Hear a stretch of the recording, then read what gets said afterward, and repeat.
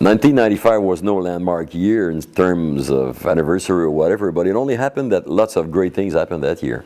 One of them was the Cirque du Soleil first big concert at the festival. It was not a Cirque du Soleil concert, it was going to be, because what I had in mind was only that the Cirque du Soleil band would come at the Spectrum in our World Music Series to do a concert with the hits that they had at the time, because Alegria was a big hit, was a big melody that was played all over the place.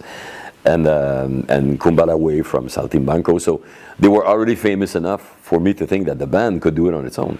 And I was told by the Cirque that we could not do that because the band was busy on the road with the touring activity.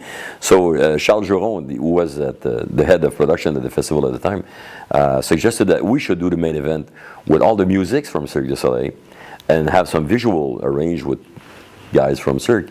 And that was the basis for it. So the main idea for the first Cirque du Soleil concert at the festival was Charles, not Alain's, not myself.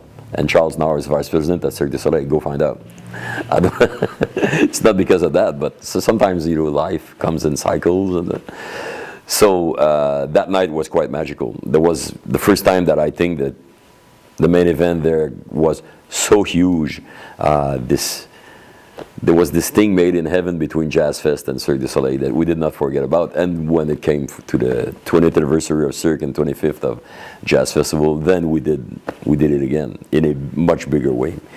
But also there was Donna Crawl that year. I'd met her with her new manager in New York City, Marianne Tupper, and we devised this strategy for her to do a week-long stint at the festival in a small venue with Benny Green, doing a tribute to Nat King Cole. And Benny Green happened to be Oscar Peterson's protege. So both got to open for Oscar Peterson at Place des Arts because Oscar was already aware also of Donna Crawl, and he was very proud to give her some help. So between the Oscar concert and the big week at the Cabaret, Donna Crawl was seen by many of the international press. This Nat King Cole concept was very good for her. It was the thing that she was, I think, that was the best thing for her to do at the time.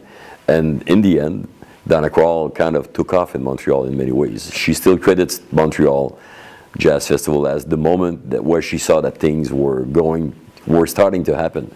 Obviously, we made some difference, but not all the difference in the world. Her talent made the rest, not us. But it's always flattering to see that we were instrumental in that raise to fame for Donna Crawl. And then there was this big batch at the Forum.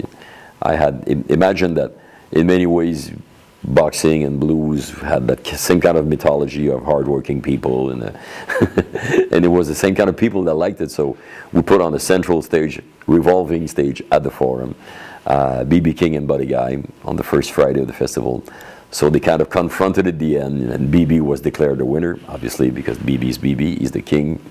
But that was a great night. There was 10,000 people there, big cabaret on the ice at the old Forum, quite memorable. So it all added up to one great year in 1995.